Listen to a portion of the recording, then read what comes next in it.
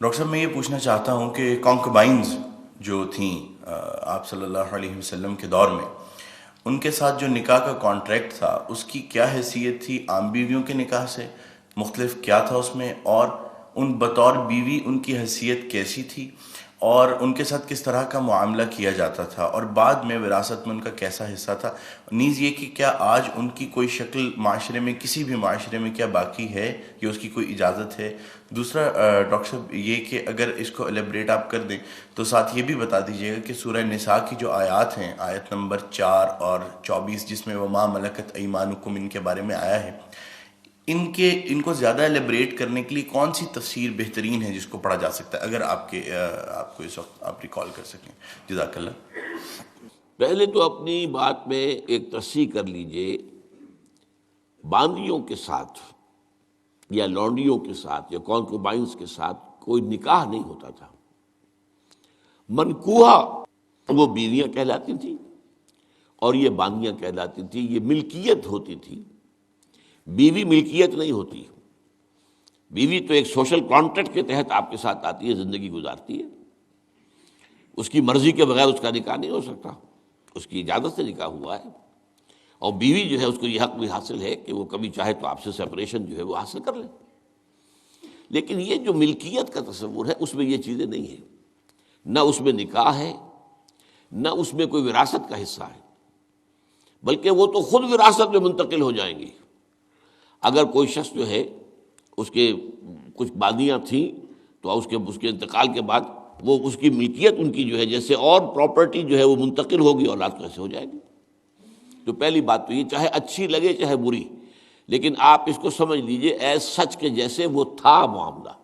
ہمیں اس کے اندر جو ہے وہ کچھ اس کو پیلیٹیبل بنانے کے لیے اور اس کو جو ہے اس کے اندر کوئی ترمیم نہیں کرنی چاہیے۔ سٹیٹس جو ہے باندی کا، کانکوبائنز کا، وہ یہ ہے جو میں نے آپ کے سامنے رکھا۔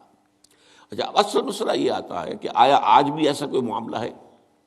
آج ایسا کوئی معاملہ موجود نہیں ہے، اور یہ لونڈیاں ہوتی تھیں حضور کے زمانے میں صرف وہ جو میدان جنگ میں مال غنیمت کے طور پر آتی تھی۔ آپ ایک جنگ ہوئی ہے، فرض کیجئے جنگ بدر ہوئی ہے، جنگ بدر میں اب جب کہ کفار کو شکست ہو گئی ہے تو آپ کو معلوم ہے ان کے جو اونٹ تھے وہ 900 اونٹ لے کر آئے ہوئے تھے، وہ سارے تو ابھی کھائے نہیں گئے تھے، اب وہ گویا کہ وہاں پر مال غنیمت ہے۔ ان کے گھوڑے اگر وہ بچے ہوئے تو مال غنیمت ہے۔ وہ جو آدمی بھاگتا وہ اپنا اسلحہ بھی پھینکتا جاتا ہے تاکہ بھاگے اور جان بچائے، یہ سب کیا ہے؟ مال غنیمت ہے۔ ایسے ہی اگر وہاں کوئی عورتیں بھی آئی ہوں، میرے علم میں نہیں ہے کہ بدر میں آئیں یا نہیں آئیں، احد میں تو آئیں، لیکن بدر کے بارے میں مجھے یقین کے ساتھ معلوم نہیں ہے، لیکن اگر عورتیں بھی آئی ہوں تو وہ باندیاں ہوں گی، وہ تقسیم ہو جائیں گی۔ یہ جو اصل غلام کا اور باندی کا تصور ہے اسلام میں، یہ پی او ڈبلیو کا حل ہے، prisoners of war, what to do with them. یا تو اب آپ جو ہے بڑے بڑے جو ہے کنسنٹریشن کیمپس قائم کر دیجئے، ان میں پڑے سڑ رہے ہیں، وہ سب کے سب جو ہے کنسنٹریشن کیمپس کے اندر ہوتے ہیں۔ اب وہاں پر ان کا کیا معاملہ ہے؟ تو ان کے لیے اگر وہ مرد ہیں ان کے لیے ان کی کوئی جنسی تسکین کا کوئی سامان نہیں، اگر عورتیں ہیں ان کی جنسی تسکین کا تقاضے کا کوئی سامان نہیں۔ ہاں، کھانے پینے کو تو ظاہر بات ہے کچھ نہ کچھ راشن واشن جو ہے وہ تو جو بھی دنیا میں پی او ڈبلیوز کا معاملہ ہوتا ہے کھانے پینے کو دیا جاتا ہے۔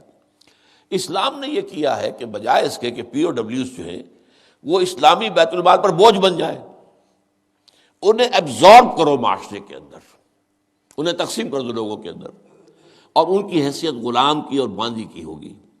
انہیں آپ کو کھلائیں بھی وہ، حضور فرماتے ہیں جو خود کھاتے ہیں وہ کھلائیں، جو خود پہنتے ہو وہ پہناؤ، اچھے سے اچھا سلوک کرو۔ پھر ان کی ایمنسیپیشن کا ایک سلسلہ شروع کر دیا گیا، فلاں اگر تم سے گناہ ہو گیا ہے تو کفارہ یہ ہے ایک غلام آزاد کر دو، قتل خطا ہو گئی ہے، وہاں تم سے غلطی سے تمہارا ارادہ نہیں تھا، کوئی تمہارے ہاتھوں مارا گیا ہے، گولی چل گئی تم سے اور کوئی شخص جو ہے وہ مر گیا ہے، اس کے لیے بھی وہ غلام جو ہے آزاد کرو۔ گناہوں کے کفارے میں غلاموں کو آزاد کرنا، پھر غلاموں کو آزاد کرنے کی تلقین، نصیحت، پرسویشن، یہ نیکی کا بہت بڑا کام ہے، غلام کو آزاد کرو۔ یہ ساری چیزیں جو ہیں اس کے ذریعے سے ایک دفعہ انہیں سوسائٹی میں جذب کرنے کے بعد وہ علیحدہ ایلیمنٹ نہیں رہے، اب سوسائٹی کا حصہ بن گئے، وہ ایک گھر کے اندر ہیں، وہاں رہتے ہیں، ان کے ساتھ جو ہے ان کے مالک ہیں، اور اسی طریقے سے ان کو رفتہ رفتہ ان کی ایمینسیپیشن کا بندوبست کیا اسلام نے، اور اس میں آپ کو معلوم ہونا چاہیے اس درجے ایمینسیپیشن ہوئی ہے کہ ایک وقت ایسا تھا عالم اسلام میں ساری حکومتیں غلاموں کی تھیں۔ مڈل ایسٹ میں ممالک کی حکومت، مملوک کہتے ہیں اس کو کہ جو کسی کی ملکیت ہے، غلام ہے، ممالک بڑے بادشاہ ہوئے۔ ہندوستان میں جو دہلی میں پہلی حکومت قائم ہوئی ہے وہ کون تھے؟ خاندان غلامہ، قطب الدین ایبک اور یہ بلبن، ایسے ایسے شاندار، اور جو ہے اور یہ التتمش، یہ کون تھے؟ غلام تھے۔ ہمارے بڑے بڑے دین کے علماء ائمہ غلام، چنانچہ بڑے علماء اساتذہ غلاموں میں سے۔ تو اسلام نے یہ راستہ اختیار کیا ہے۔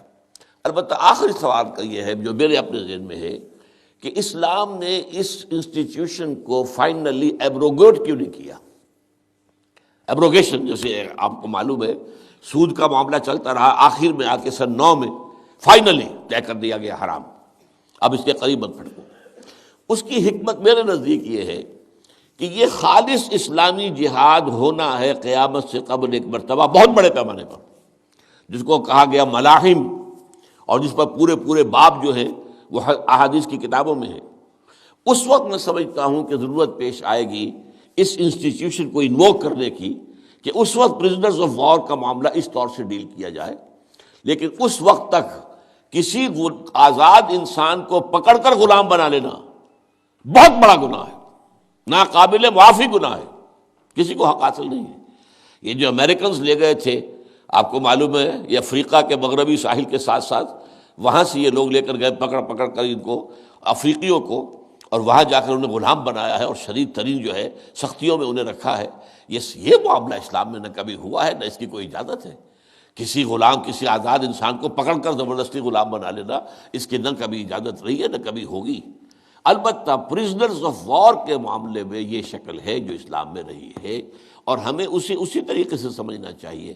چاہے ٹھیک ہے دنیا اس کے اوپر فکرے چست کر دے گی، یا کوئی اس کو کہے گی، پاس بہت سی چیزیں ہیں کہ جو لوگوں کے عام جو مزاج اس وقت کا ہے وہ اس میں وہ ذرا آسانی سے وہ بات جو ہے ان کے ذہن کے اندر اترتی نہیں ہے، لیکن we have to be faithful کہ دین کی اصل تعلیم کیا ہے، اسی کے ساتھ جڑے رہنا چاہیے۔